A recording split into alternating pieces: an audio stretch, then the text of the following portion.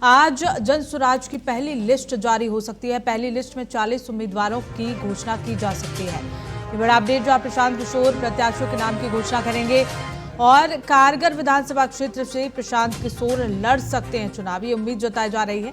बिहार विधानसभा चुनाव को लेकर जनसुराज पार्टी आज अपने प्रत्याशियों की पहली लिस्ट जारी करेगी।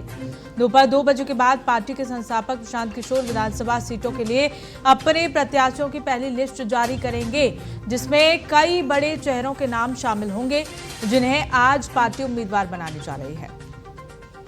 इनमें से कई पूर्व विधायक हैं तो कई डॉक्टर और वरिष्ठ अधिवक्ता भी शामिल हैं। जनसुराज के संस्थापक प्रशांत किशोर विधानसभा चुनाव लड़ सकते हैं। संभावना है कि वो अपने गृह जिले के कारगर विधानसभा क्षेत्र से उम्मीदवार बन सकते हैं। खुद प्रशांत किशोर ने भी कहा था कि पार्टी जहां से भी चुनाव लड़ने का आदेश देगी वहां से वो चुनाव लड़ेंगे। संभावना ये भी जताई जा रही है कि प्रशांत किशोर का नाम पहली लिस्ट में शामिल हो सकता है। और इसी खबर पर हमारी सहयोगी अपराजिता हमारे साथ जुड़ गई हैं। अपराजिता, पहली लिस्ट जारी हो सकती है जनसुराज पार्टी की, ये कहा जा रहा है और कहा जा रहा है कि 40 नामों का ऐलान आज जनसुराज पार्टी कर सकती है। कौन कौन से नाम इसमें शामिल हो सकते हैं?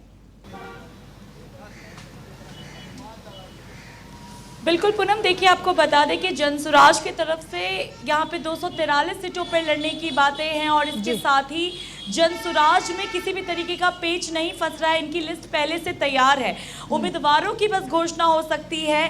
तो इसमें आरपी सिंह से लेकर कई वरिष्ठ नेता तक के नाम हैं जो पहले किसी न किसी पोस्ट पे रहे हैं, पूर्व विधायक रहे हैं और जिनको टिकट नहीं मिले, जिनको मौका नहीं मिला, उनको जनसुराज टिकट देने का काम कर सकती है। और आज 2 बजे प्रेस कॉन्फ्रेंस के माध्यम से खुद प्रशांत किशोर या फिर राष्ट्रीय इनके जनसुराज के राष्ट्रीय अधिवक्ता उदय सिंह इसकी घोषणा कर सकते हैं। तो अभी इस पर जो है पूरी तरीके से सस्पेंस से आधिकारिक तौर पर आज इसकी पुष्टि हो जाएगी, लेकिन प्रशांत किशोर का नाम पहली लिस्ट में आने की संभावना है। प्रशांत ने पहले भी ये बातें कही थी कि मेरी पार्टी मुझे जो भी सीट देगी मैं वहां से लड़ने को तैयार हूँ। लेकिन अगर मैं आपको सूत्रों से मिली जानकारी की बात बताऊं तो कुछ लोग ये भी कहते हुए नजर आए हैं पार्टी के अंदर से कि प्रशांत किशोर शायद इस बार चुनाव में नहीं उतरेंगे, वो सिर्फ और सिर्फ नेतृत्व करेंगे। कारण ये है कि प्रशांत को एक सीट तक बांध के नहीं रखा जा सकता है और अगर एक क्षेत्र में बंध जाएंगे तो प्रशांत उस क्षेत्र तक बंध जाएंगे।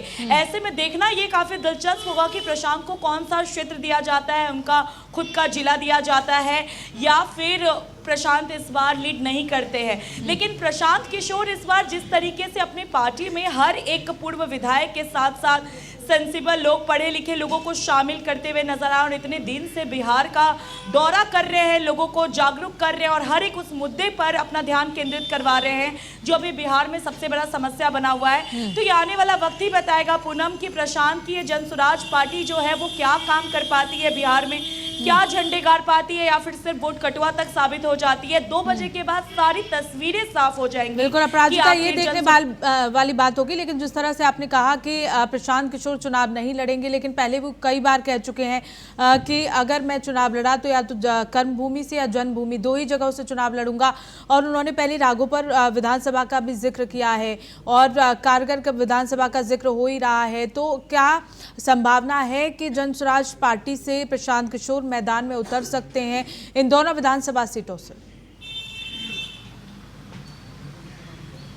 बिल्कुल पूनम, जैसा मैंने आपको बताया कि मुझे जो जानकारी मिली है, लोग यही कहते हुए नजर आए हैं पार्टी के अंदर से कि शायद प्रशांत को एक क्षेत्र तक बांध के नहीं रखेंगे।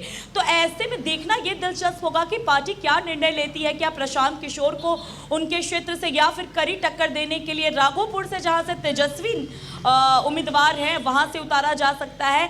ऐसे में ये देखना काफी दिलचस्प होगा कि प्रशांत को क्षेत्र मिलता है तो कौन सा मिलता है। लेकिन फिलहाल मेरे पास जो जानकारी है, प्रशांत को किसी भी सीट पर नहीं बांधने की बात की जा रही है। प्रशांत यहाँ पर बिहार बदलने की बात करते हुए नजर आते हैं। प्रशांत हमेशा यही कहते हुए नजर आते हैं कि मैं बिहार बदलने आया हूं, मुझे सीट का लोभ नहीं है। अगर मुझे सीट का लोभ होता तो मैं किसी भी पार्टी से मुझे टिकट मिलता था, मैं राज्यसभा जा सकता था। तो ऐसे में ये देखना काफी दिलचस्प है कि प्रशांत किशोर के आज जो 2 बजे प्रेस कॉन्फ्रेंस होने जा रही है उसमें क्या निर्णय लिए जाते हैं।